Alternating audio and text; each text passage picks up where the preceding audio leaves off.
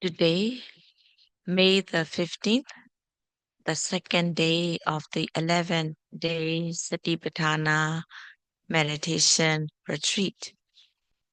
Yesterday, I started to talk about the Bodhipakkhiya Dhamma, the teachings of the Buddha that Buddha taught within the 45 years of Buddhahood. The essence of these teachings are the 37 Bodhipakkhiya Dhamma. And by practicing Satipatthana meditation, other Bodhipakkhiya Dhamma will also be fulfilled. So just as the saying, pulling one, the whole block, or in other words, with just one pulling, the whole bunch, with just one plucking, the whole bunch comes along. So just like in that saying, by practicing Satipatthana meditation, the Bodhipakkhiya Dhammas will be fulfilled. So it is very encouraging, very motivating that by practicing Satipatthana meditation, the Bodhipakkhiya Dhammas, factors conducive to enlightenment, will be fulfilled by practicing Satipatthana meditation. And yesterday have started to explain the construction of the practice with one sentence, Buddham Buddhato Passati, which comes in Itivuttaka Pali. Buddham Buddhato Passati means to observe and see the things that really exist in the way they really are. So within ourselves, they are the nama rupas that are arising as cause and effect. One should observe them in the way they really are. In the Satipatthana practice, in the sitting meditation, the primary object, rising and falling of the abdomen. When rising takes place, yogis have to note it as rising. When falling takes place, yogi has to note it as falling. For those who get mixed up between the nostrils and the rising falling, or those who have problem noticing the rising falling, they can note sitting, touching as the primary object, sitting, keeping the awareness on the whole body sitting, noting sitting, touching buttock and the cushion, touching as touching, sitting, the whole body sitting as sitting, touching, the two hands touching as touching.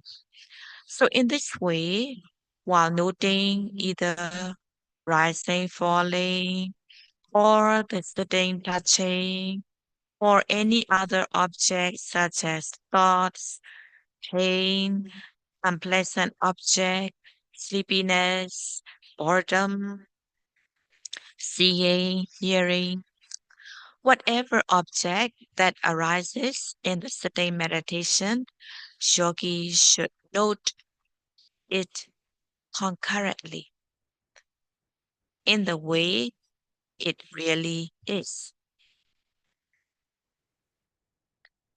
In noting the primary object, for example, when noting rising, In the beginning of the practice, when noting takes place, noting it as rising. In the beginning, yogi might only see form or shape of the abdomen, such as when noting rising, one might just notice round shaped abdomen. When noting falling, one might notice it just going flat. These are just form or shape concept. Sandana Panyati, form or shape concept. So in the beginning, one might just be aware of the form or shape concept. Or at times, when noting rising, one might just notice the manner of rising. One might just notice it just as rising. Or when noting falling, one might just notice it just as falling. So in this way, the manner concept, akara panyati, yogi notices the akara panyati, the manner concept. But it doesn't matter. In fact, when the mind fully falls on rising, falling, noticing as either form or shape or the manner of rising, so long as the mind stay with the object, the benefit is there already. When the mind is fully on the object, rising, falling, at that very moment, the mind is on the object. The defilements such as greed, anger, hatred cannot arise.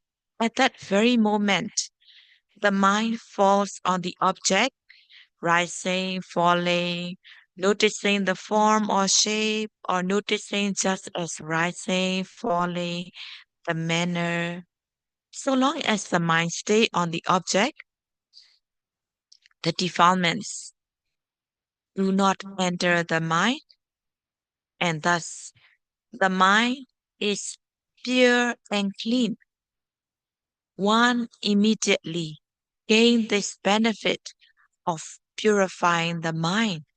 At the very moment, the mind stays with the object. Later on, when viriya, sati, and samadhi become continuous and strong, the noting mind falls beyond form or shape concept or the manner concept, but one penetrates into the true nature of the object, such as when noting rising, yogi might notice it as stiffness, or at times it might be the tension, or at times it might be the movement. So in this way, yogi penetrates into the true nature of the object rising, noticing stiffness, tension, movement. When noting the object, yogi must note in such a way that the noting mind should reach the object of meditation so that yogi knows what nature is in the object that has been noted. Noting the object should not be superficial. It should not be like a mental recitation of something that you have learned before. It should not be just mere mental recitation, but what is more important is that the mind should be on the object that has been noted to see the nature that is there in the object. For example, when eating food, food have their own flavor or the taste. Some food have sweet taste, sour taste. Some are a combination of sweet and sour. Some are bitter. Some are spicy. Some are pungent.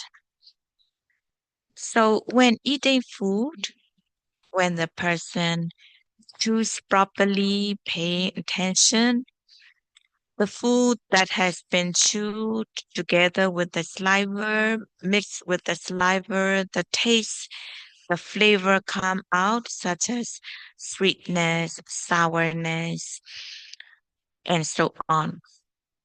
So just like when you eat the food, chewing properly, pay attention, one comes to know the flavor, taste of the food. In the same way, when noting rising, falling, or sitting, touching, or whatever object that is obvious at the present moment, if you pay attention, if your mind fully gets to the object of meditation, yogi can come to notice the nature, the characteristic that is obvious in the object that has been noted. Just like the taste or flavor of the food, one can come to know by eating, chewing, paying attention in the same way. Whatever object that the yogi notes, pay attention, yogi can come to know the unique individual characteristic of the object, just like the flavor, the taste of the food. In our body, there are the great elements, the four elements that are the most obvious. Among them, Apodhatu, air element, is the most obvious.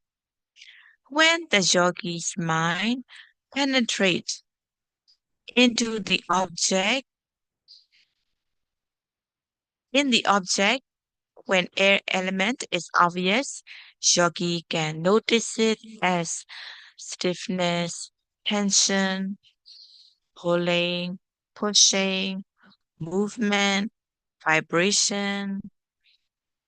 So in this way, yogi come to notice the nature, the characteristic of the air element. But it's just a matter of explaining. But when the yogis are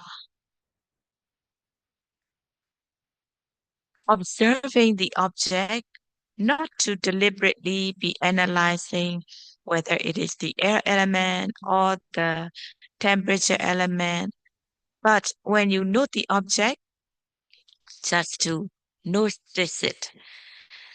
At times, the temperature element, Tejo Dhatu, can be obvious, such as warmth, heat, cold, lightness. Yogi notices the temperature element. At times, Patavi Dhatu, the earth element, is obvious. When the earth element is obvious, yogi notice it as hardness, softness, suppleness. The Apo Dhatu, water element, it is not as obvious as the other three, but it comes as a combination. Sometimes when noting pain, yogi notice it as hard and congealing. Hardness is the Patavi, congealing is the Apodhatu, the water element. Sometime when there is sweating, yogi notices the flowing of the sweat. So in this way, when yogi notices the sweat flowing, note it sweating, sweating, flowing, flowing. Or at times, Yogi might notice it as moist, then note it moist, moist. So in this way, apotatu can be noticed as congealing, fluidity, cohesion, moist. So as a yogi, whatever object that is obvious, to keep on noting so that when viriya, sati, samadhi are continuous and strong, yogi notice the nature, characteristics of the object that has been noted.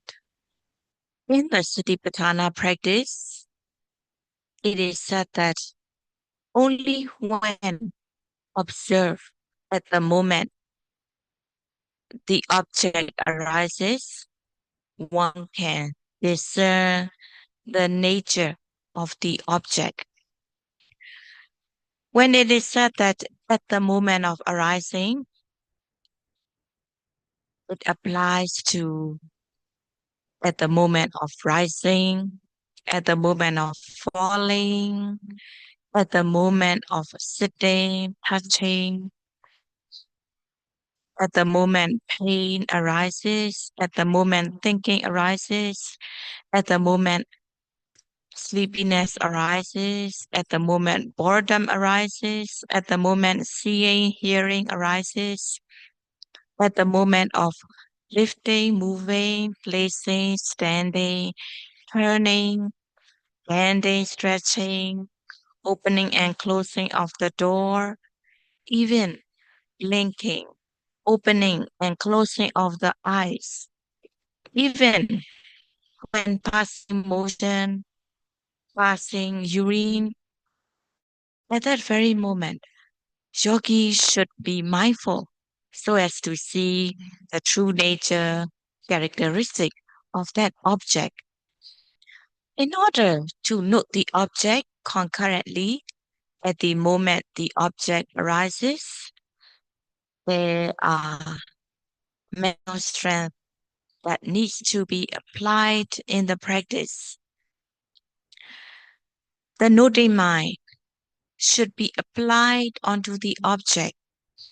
It is called vidaka, applying on the object. Initial application, applying the mind onto the object. Aiming, directing the mind onto the object so that the mind is applied on the object. In terms of the factors of the path, it is samma sangapa, right application. Having right application, the wrongful thoughts have no chance to arise. When there is samma sangapa, aiming, directing the mind onto the object, applying the mind onto the object, so long as there is samma sangapa, wrongful thoughts such as sensual desire thoughts cannot arise, ill will thoughts cannot arise, cruelty thoughts cannot arise. In this way, having samasangapa present, wrongful thoughts have no chance to arise. In order that the noting mind should be pushed towards the object, there needs to be viriya, effort, propelling the mind, pushing the mind onto the object so that the noting mind reaches the object. So here, viriya is samavayama, right effort. Having viriya, effort, present, there cannot be laziness or sleepiness. So these two factors, vitaka is directly opposite of sloth and torpor, sleepiness, laziness. Applying samasangapa, vitaka, applying the mind onto the object, which is directly opposite of sloth and torpor, and viriya, effort, pushing the mind onto the object. Samavayama is the overwhelming force to drive out sleepiness.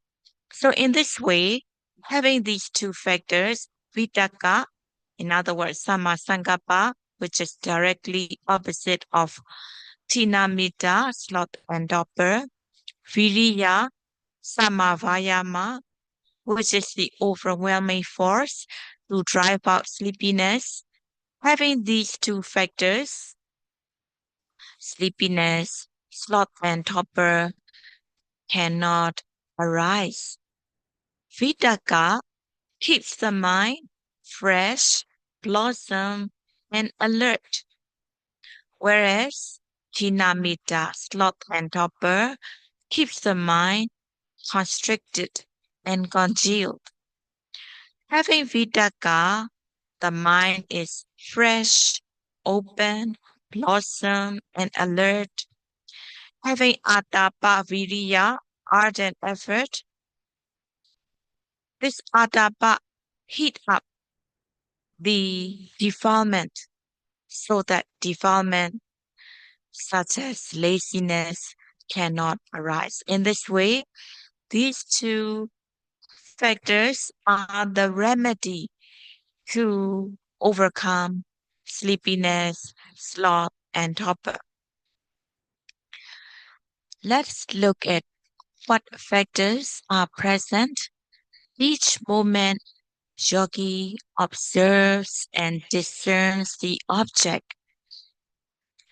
In noting the object, viriya, the mind being pushed towards the object, viriya, it is samavayama.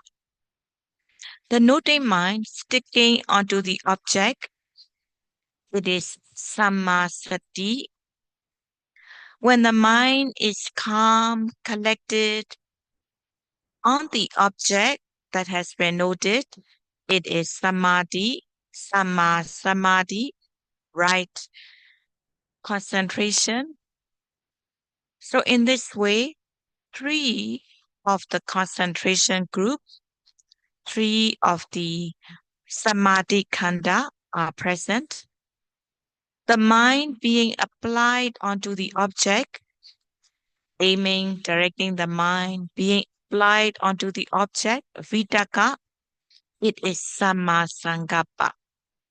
Discerning the nature of the object, such as when noting rising, noticing stiffness, tension, movement, it is samadhi, right view. So in this way, samasangapa and samadhi, two of the panya group, two of the wisdom group. In this way, every moment, yogi observe and discern the object that has been noted. At that very moment, three of the samadhi group, two of the panya group, altogether it makes five of karaka maganga, the working factors of the preliminary path are present at that very moment of discerning, observing, and discerning the object. So in this way, yogi have to keep on noting one after another, so that these maganga will be cultivated moment by moment, one after another. Having taken the precepts, yogi have the cetana, volition, to refrain from the wrongdoings. Even though at the moment of doing meditation, there is nothing to refrain from, but yogi has the cetana to refrain from wrongdoings, and thus three from the morality group makes up eight factors of the path. At this stage of Satipatthana practice, it is Upabhaga Magga, preliminary path. Each moment, yogi is observing, discerning the object, for that moment, yogi is cultivating factors of the preliminary path. And as the yogi continues the practice, cultivating knowledge stage by stage, when one finally reaches the path, then it becomes the Eightfold Noble Path that is complete. In order to get there, we need to work moment by moment, one after another, cultivating factors of the preliminary path so that finally one can reach the path knowledge and will be accomplished with the Eightfold Noble Path at the moment one attains the path knowledge.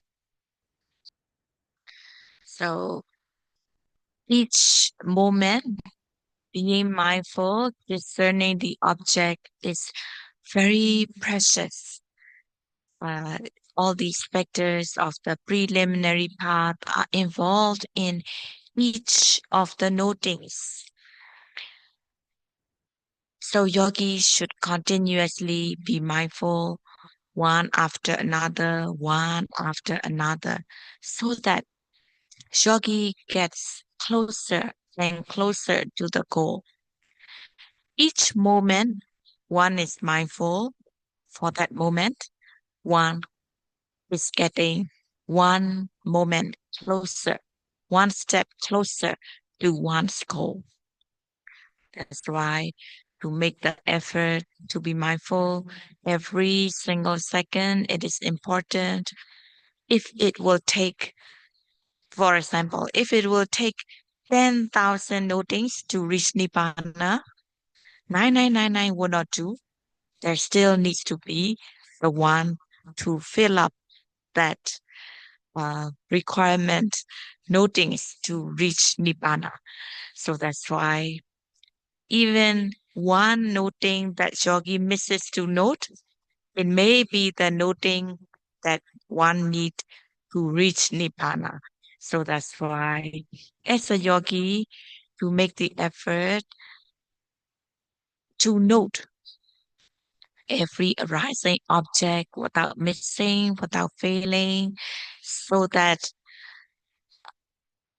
yogis should be determined that I would note everything.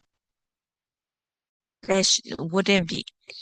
Yogi should note in such a way that he or she doesn't misses not even one noting. So in this way, may you all be able to practice smoothly, diligently, continuously, healthily, so that may you all reach your goal in meditation in this very retreat, in this very life. Sadhu, sadhu, sadhu.